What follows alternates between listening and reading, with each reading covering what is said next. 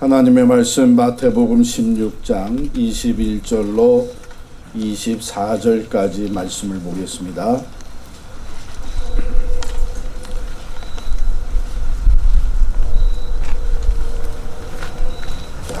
마태복음 16장 21절부터 봉독해 드립니다. 이때로부터 예수 그리스도께서 자기가 예루살렘에 올라가 장로들과 대제사장들과 서기관들에게 많은 고난을 받고 죽임을 당하고 제3일에 살아나야 할 것을 제자들에게 비로소 나타내시니 베드로가 예수를 붙들고 항변하여 이르되 주여 그리 마옵소서 이 일이 결코 주께 미치지 아니하리이다. 예수께서 돌이키시며 베드로에게 이르시되 사탄아 내 뒤로 물러가라. 너는 나를 넘어지게 하는 자로다. 네가 하나님의 일을 생각하지 아니하고 도리어 사람의 일을 생각하는도다 하시고 이에 예수께서 제자들에게 이르시되 누구든지 나를 따라오려거든 자기를 부인하고 자기 십자가를 지고 나를 따를 것이니라. 아멘. 제가 이렇게 오늘 이 자리를 셋업한 것을 보면서 무슨 생각을 했나 하면 주일 예배도 이렇게 드리면 좋겠다 하는 생각을 했어요. 얼마나 좋은지 참 수고하신 모든 분들께 감사를 드리고요. 우리 이제 오늘 이 임직식이 있기까지 수고하신 우리 공천위원회 또 당회 그리고 교육시키는데 수고하신 우리 목회실 또 기도로 함께 하신 모든 분들께 진심으로 감사를 드립니다. 쉽지 않은 상황 가운데 이 모든 일이 진행이 되었고 오늘 장로 6분, 집사 14분, 또 권사 25분 이렇게 하나님 앞에 세우게 되었습니다. 여러분, 하나님께서 교회를 통해서 하나님의 일꾼들을 세워주신 것입니다.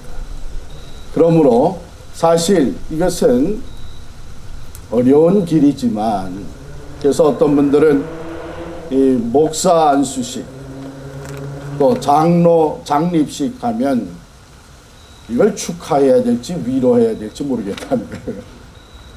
그러나 저는 분명히 이건 축하할 일입니다. 왜?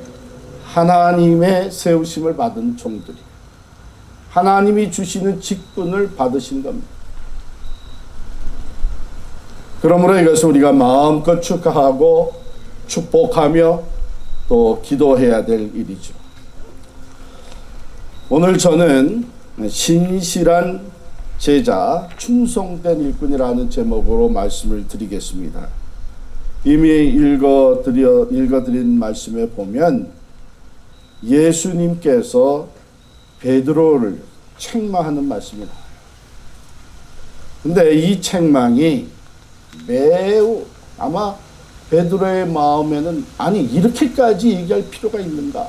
내가 혹시 잘못 생각했어도 이렇게까지 책망할 수 있나? 아마 좀 마음에 큰 충격과 상처가 됐을 수도 있었을 거예요. 왜냐하면 23절에 보면 예수님이 뭐라고 얘기하나 하면 사탄아 내 뒤로 물러가라.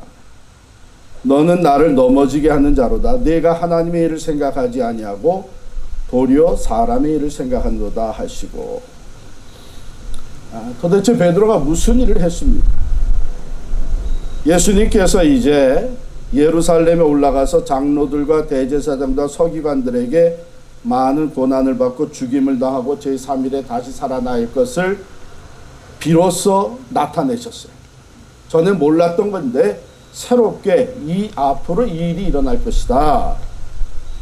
그랬을 때 베드로가 예수를 붙들고 항변하여 이르되 그랬는데 사실은 여기 항변하여가 조금 강한 헬라 말로 쓰여 있어요.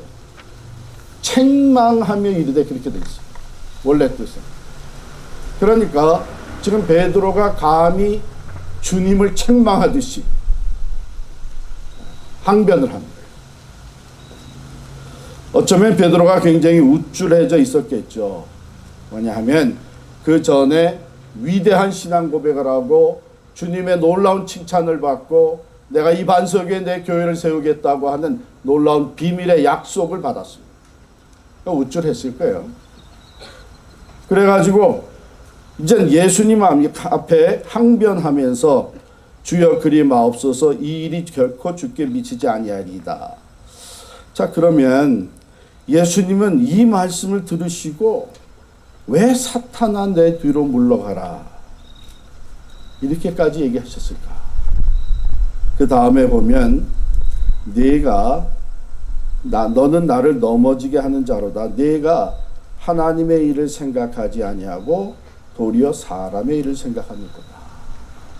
하나님의 일과 사람의 일이 상충되는 일이 벌어진 거예요.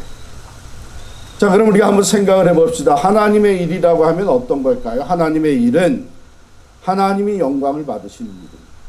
사람의 일은 사람이 영광을 받는 겁니다. 자, 제자들은 베드로를 비롯해서 지금까지 예수님을 따라오면서 무슨 생각을 한다면 예수님 덕분에 나도 좀 잘 살아보자. 예수님 덕분에 나도 좀 영광스러운 자리에 올라가 보자. 그래서 서로 자리 다툼까지 했어요. 누가 그 오른쪽에 그 왼편에 앉을 수 있겠느냐. 서로 높아지려고 했어요. 누가 더 크냐. 그러니까 자기들에게 유익이 되는 일, 자기들이 높아질 수 있는 일, 그것을 바라보고 오는 거예요. 자, 그런데 예수님이 이제 예루살렘을 나가서 죽임을 당한다 그러면 우리가 기대했던 것은 다 허사가 되어버리는 거예요. 그러니까 절대로 이 일이 일어날 수 없습니다. 잘 기억하시기 바랍니다. 하나님의 일은 하나님이 영광을 받는 일이에요. 사람의 일은 사람이 영광을 받는 일이에요. 혹시 우리가 주를 섬기면서 이걸 통해서 내가 좀 더 사람들에게 인정을 받고 내가 좀 더 영향력 있는 자리에 올라가고 내가 좀 더 내게 유익이 되는 것을 취할 수 있다면 이런 생각이 들어오면 즉시 중단해. 왜? 그건 사람의 일입니다. 이걸 통해서 하나님이 어떻게 영광을 받으실까? 하나님의 이름이 어떻게 높임을 받을까? 여기에 초점을 맞추면 그건 하나님의 일이 분명합니다. 두 번째로 하나님의 일은 하나님의 생각과 뜻이 이루어지는 것이겠죠. 사람의 일은 사람의 생각과 뜻이 이루어지는 것입니다. 우리가 주기도문을 보면 하늘에 계신 우리 아버지여 이름이 거룩히 여김을 받으시오며 나라가 임하옵시며 뜻이 하늘에서 이루어진 것 같이 땅에서도 이루어진다. Thy will be done on earth as it is in heaven.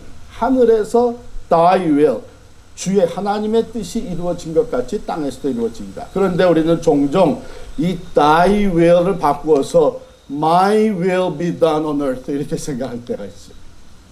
이게 지금 내가 생각하는 대로 되느냐 안 되느냐. 거기에 내 자존심을 걸고 들러붙는다면 이건 위험한 일이 되는 것이죠. 왜? 하나님의 생각과 뜻은 상관없이 사람의 생각과 뜻이 이루어지게 되는 것이죠. 세 번째로 하나님의 일은 하나님의 말씀대로 진행되는 것입니다. 사람의 일은 사람의 논리와 판단에 의해서 진행이 됩니다. 하나님의 일에는 하나님의 방법이 있습니다. 하나님의 일을 하면서 사람의 방법, 세상의 방법을 가지고 해서는 안 됩니다. 우리가 하나님이 원하시는 하나님이 영광 받으신 일을 할 때에 이 방법이 하나님이 기뻐하시는 방법이냐 하는 것도 반드시 짚고 넘어가야 돼요. 그게 하나님의 일을 이루기 때문입니다. 그러나 사람의 판단과 논리를 앞세워 나갈 때는 그것은 하나님의 일과는 상관없는 결과를 가져오게 됩니다. 자, 이것이 이렇게 상충되다 보니까 하나님의 일과 사람의 일, 주님께서 이 베드로에게 내가 하나님의 일을 생각하지 아니하고 도리어 사람의 일을 생각하는도다. 이 문제를 놓고 이것이 상충됐을 때에 어떤 일이 벌어지나 하면 하나님의 일은요, 사람의 일에 걸림돌이 됩니다. 예수님께서 이 땅에 오셔서 하나님의 일을 행하셨어요. 하나님이 보내신 사명을 감당하셨어요. 그러다 보니까 사람의 일을 하던 바리새인과 대제사장들과 서기관들과 이 경건하다고 하는 자들과 상충이 되기 시작했어요. 부딪히기 시작했어요. 왜? 그들이 자기가 하는 일에 예수님이 자꾸 걸림돌이 된 거예요. 그 대표적인 것이 어떤 것이죠? 성전 정화를 합니다. 성전에 들어가서 성전을 깨끗이 거룩하게 정화를 시키면서 주님께서 뭐라고 하시면, 이 성전은 만민의 기도하는 집인데 너희가 강도의 구려를 만들었다. 지금 성전의 기득권을 딱 잡고 거기에 장사하는 사람들, 돈 바꾸는 사람들 집어넣어가지고 많은 유익을 채워나가는 이 사람의 일이 잘 추진되고 있는데, 하나님의 일을 하는 나사렛 예수가 나와가지고 이게 걸림돌이 된 거예요. 예수님께서 하나님의 진리의 말씀을 가르치기 시작을 하니까 율법을 가르치고 법으로 다스리려고 했던 이 바리새인들과 서기관들이 자기들이 하는 일에 걸림돌이 된 거예요.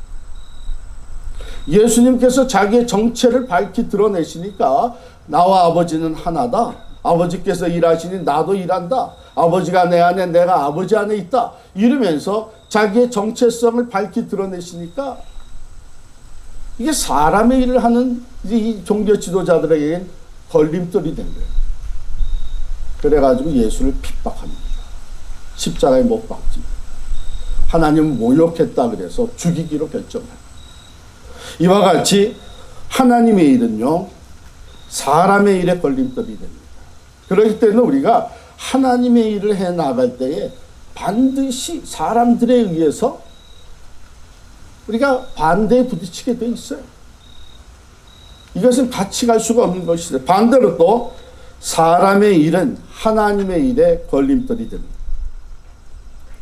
하나님께서 하나님의 일을 교회를 통해서 추진해 나가실 때에 거기에 사심이 들어간다든지 내 자신의 이익을 위해서라든지 내가 영광을 받으려고 하든지 이런 사람의 일이 가미가 되게 되면 반드시 충돌이 일어납니다.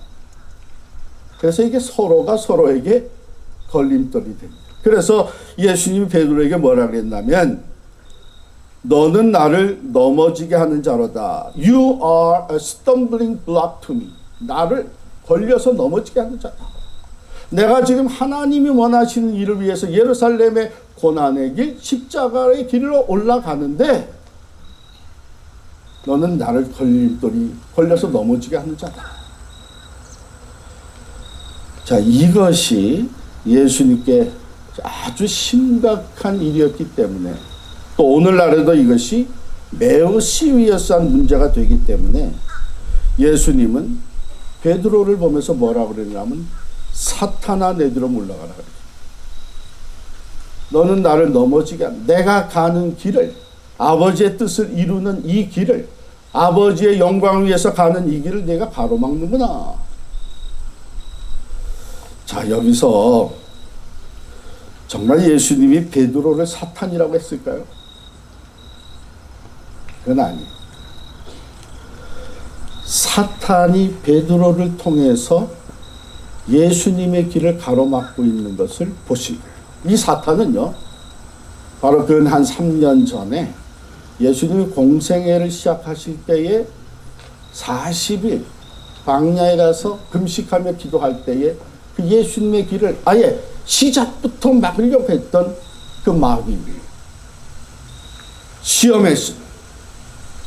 그런데 진행되고 있는 도중에 사탄이 또다시 이번에는 사랑하는 제자, 위대한 신앙 고백을 한 제자를 통해서 그 길을 막으려고 합니다.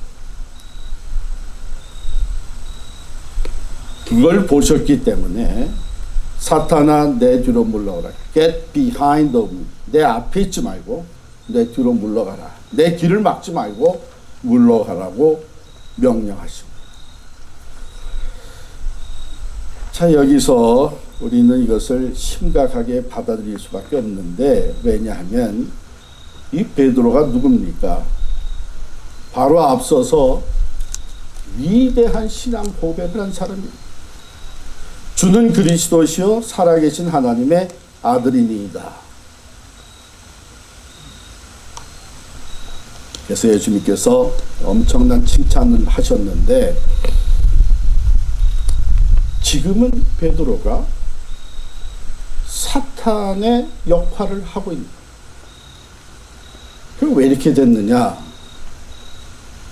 하나님의 일을 생각하지 아니하고 사람의 일을 생각하기 시작했다. 하나님의 영광이 아니라 내게 유익이 되고 내게 영광이 되는 거예요. 하나님의 뜻과 하나님의 생각이 아니라 내가 생각하고 판단하는 일을 앞세우는 거예요. 하나님의 방법, 십자가의 길, 고난의 길과 죽음의 그 길이 아니라 편안한 길, 사람의 판단과 방법을 앞세웠습니다. 그렇기 때문에 우리 또한 모두 예수를 구주로 고백하는 신앙인들, 거기에 직분자로 세움을 받았어요. 특별히 제자로 택함받은 베드로와 같이 우리가 주를 섬길 때에 이 하나님의 뜻을 생각하고 하나님의 뜻을 앞세우고 하나님의 방법을 따르지 않을 때에는 바로 사탄의 도구가 될 수 있는 거예요. 여기서 베드로는 주님을 위한다고 한 말이에요. 살아계신 하나님의 아들 그리스도가 어떻게 사람들에 의해서 핍박을 받고 고난을 당하고 죽임을 당할 수 있습니까? 왜 그런 일을 자초하려고 하십니까? 그런 일은 내가 가로막겠습니다. 사랑하는 제자의 말이기 때문에 예수님의 마음을 흔들어 놓을 수 있다고 생각을 합니다. 그렇기 때문에 인간 예수로서는 단호하게 대처한 겁니다. 뭐 조금이라도 그래 내가 그래도 나를 생각 그건 아닌데 그래도 나를 생각해서 그렇게 해서 고맙다. 그게 아니. 지금 예수님도 이 사탄이 사랑하는 제자를 통해서 자기의 마음을 흔들어 놓고 자기의 길을 막으려 하는 것을 아셨기 때문에 단호하게 두말할 것 없이 사탄아 내 뒤로 물러가. 내가 하나님의 일을 생각해. 하나님이 원하시는 것이 무엇인지를 생각해.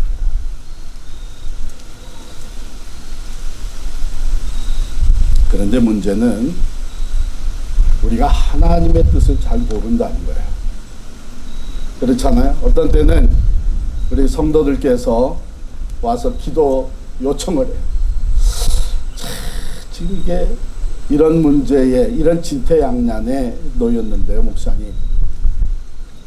뭐가 하나님의 뜻인지 좀 알려주세요. 좀 말씀해 주세요. 그런데 종종 우리 저 자신도 몰라요.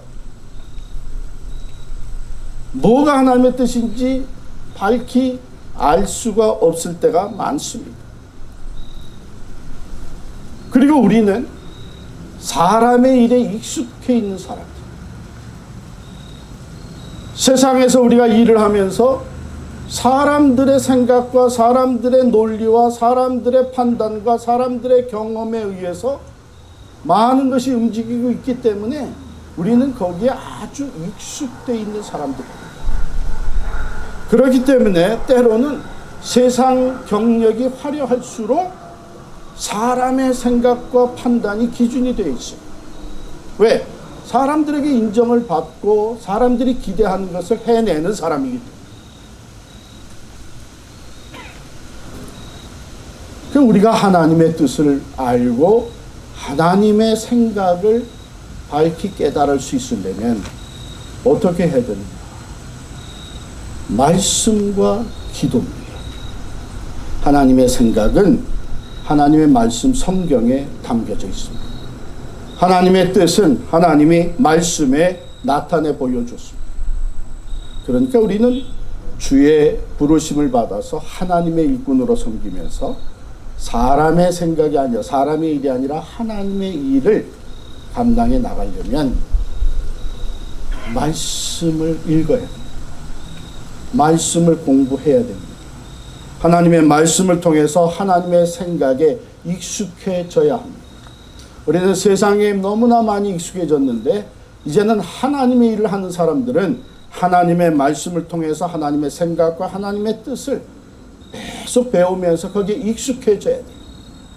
한참 그것을 익숙하게 따라가다 보면 판단력이 즉시 쓸 때가 참 많아요. 그건 아니지. 그건 하나님의 말씀이 아니지. 하나님의 뜻이 아니지. 이게 분명히 그것에 익숙해집니다. 또 기도해야 됩니다. 우리가 하나님께 말씀을 비워잡고 기도할 때 그 말씀의 뜻을 깨닫게 해주시고 하나님이 원하시는 방법, 하나님의 목적을 우리에게 알려주신 거예요. 여러분 기도 생활, 말씀 생활 충실히 하시기 바랍니다.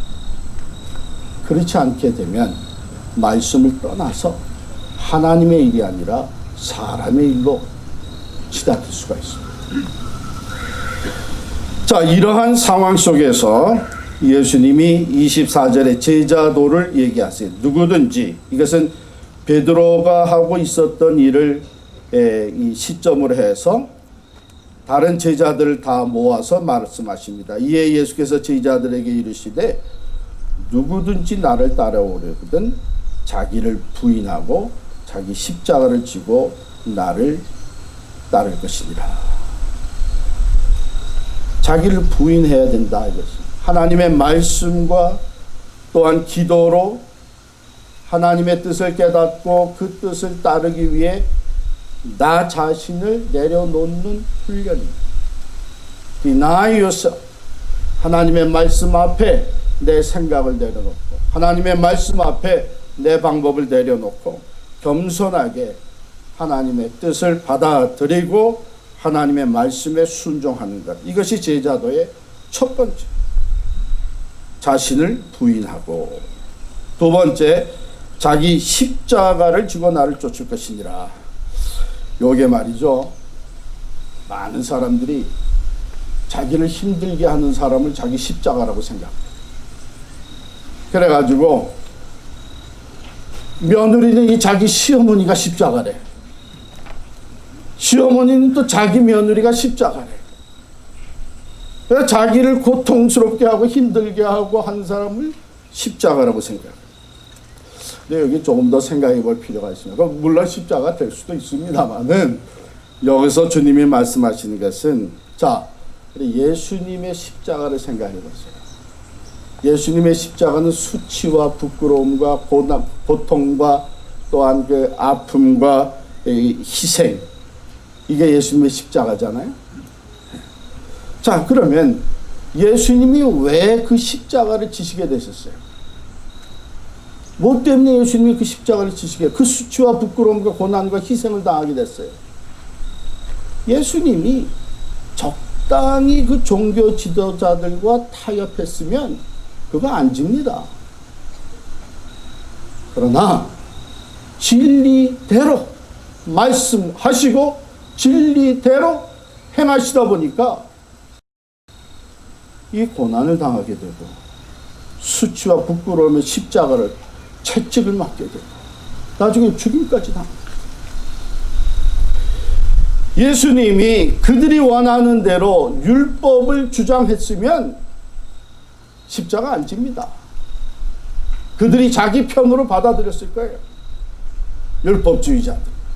그러나 예수님은 율법의 완성은 사랑이라고 가르치면서 사랑과 은혜로 사람들을 대하기. 그래서 죄인도 세리와 죄인들도 친구가 되어주시면서 그들을 그리고 율법을 앞세우면서 경건한 삶을 주장하는 바리새인과 서기관들에게 뭐라 그랬어요? 이 회칠한 무덤 같은 자들아, 너희 겉과 속이 다르다. 겉으로는 경건한 자들 같지만 너희의 속은 죽어있다. 생명이 없다. 회칠한 무덤이라고 얘기를 했어요. 자, 이렇게 진리로 거짓을 도전하고 은혜로 율법주의자들을 도전하고 불의와 위선을 지적하면서 하나님이 원하시는 그 길을 가시다 보니까 이 수치와 부끄러움과 고난과 희생의 십자가를 지게 된 거예요. 우리에게 말씀하시는 건 뭐냐면 너희도 이 십자가를 지라는 거예요. 자기의 십자가를 지라는 거예요. 예수님의 제자로서 진리를 위해 살기 위해, 하나님의 공의를 행하기 위해, 은혜와 사랑을 베풀기 위해 내가 치러야 되는 부끄러움과 희생의 십자가를 질 수 있어야 된다. 사실은 많은 사람들이 진리를 얘기하면서도 그 진리로 인해 내가 손해가 오게 되면, 내가 어려움을 당하게 되면 타협합니다. 피합니다. 하나님의 일을 추구하면서도 내가 사람들에게 의해서 따돌림 받기 시작하면, 부끄러움을 당하게 되면 적당히 꼬리를 내립니다. 그런데 하나님 편에서 하나님의 일꾼이 되는 사람들은요, 내 생각을 내려놓고 내게 주어진 십자가, 주님이 진리를 위해서, 구원을 위해서, 하나님의 영광을 위해서, 하나님의 나라를 위해서 십자가를 지신 것처럼 우리도 그 십자가를 질 수 있기를 바랍니다. 자, 그 다음에 세 번째가 자기를 부인하고 자기 십자가를 지고 나를 쫓을 것이니라. 주님을 보고 따라오라는 거예요. 주님을 바라볼 때 십자가를 지는 일이 수월해져요. 그렇게 힘들고 어렵고 포기하고 싶고 이제는 내가 중단하고 싶다가도 그 수치와 부끄러움, 고난과 희생 때문에 두려워하다가도 주님을 바라보면 내가 다시는 이 십자가를 질 수 있는 거예요. 그래서 히브리서 12장 2절 3절에 보면 믿음의 주요 또 온전케 하시는 이인 예수를 바라보자. 그는 그 앞에 있는 기쁨을 위하여 십자가를 참으사 부끄러움을 개의치 아니하시더니 하나님 보좌 우편에 앉으셨느니라. 너희가 피곤하여 낙심하지 않기 위하여 죄인들이 이같이 자기에게 거역한 일을 참으신 일을 생각하라. 여러분, 이거 쉬운 일 아닙니다. 그래서 어떤 사람들은 나중에 참 힘드니까 이건 내가 괜히 직분 받았다, 이런 생각하는 사람들도 있어요. 왜? 이건 뭐 인정받는 일도 있지만 사실은 비난의 대상이 될 때도 있고 내 자존심이 깨져나가기도 하고, 그 주님 때문에 내가 예수만 안 믿었으면 정말 한바탕 해먹겠는데, 이런 얘기들도 종종 하는 거 들었어요. 사실은 가끔 제 안에도 그런 생각이 들어와요. 내가 목사만 아니라면, 이런 생각이 들어와요. 그만큼 힘든 거예요. 그러나 주님을 바라보세요.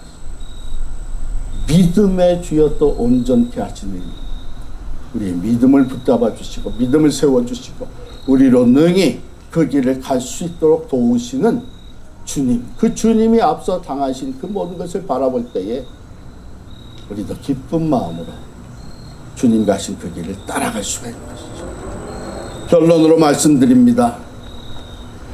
이제 직분을 받습니다. 그러나 직분을 받아도 제자로서의 삶을 충실하게 살아가야 됩니다. 직분이 주어졌다고 다 된 것 아닙니다. 그 직분을 통해서 더 훌륭한 성숙한 제자로 우리를 만들어 가신 분이 하나님이십니다. 주님이십니다. 그러므로 충실한 일꾼, 충성된 일꾼은 누구냐? 변함없이, 아니 오히려 더 적극적으로 신실한 그리스도의 제자로 살아가는 사람입니다. 하나님의 일을 앞세우고 나 자신을 부인하고 내 십자가를 지고 주님만을 바라보며 따라가는 제자. 오늘 장로로 또 집사로 권사로 직분을 받으시는 여러분 한 사람 한 사람, 아니 우리 여기 있는 우리 모두 이미 그리스도의 부르심을 받고 귀한 직분 받아 섬기는 우리 모두가 이번 기회에 다시 한번 내가 더욱 신실한 그리스도의 제자로 살리라. 내가 하나님의 일을 앞세우고 내 생각을 내려놓고 주님 가신 그 길을 믿음으로 따라가리라 결단하는 귀한 임직식이 되시기를 간절히 축원합니다. 기도하겠습니다. 하나님 아버지, 오늘 우리 귀한 직분을 받으며 하나님의 일꾼으로 세움받는 우리들에게, 아니 우리 모두 이미도 직분받아 섬기는 우리 모두에게 하나님의 말씀을 다시 들려주시니 감사합니다. 충성된 일꾼은 신실한 그리스도의 제자의 삶을 변함없이 살아가는 사람들일진데, 우리들이 어떤 직분을 받더라도 먼저 주님의 신실한 제자로 성장케 하여 주시옵소서. 예수님의 이름으로 기도하옵나이다. 아멘.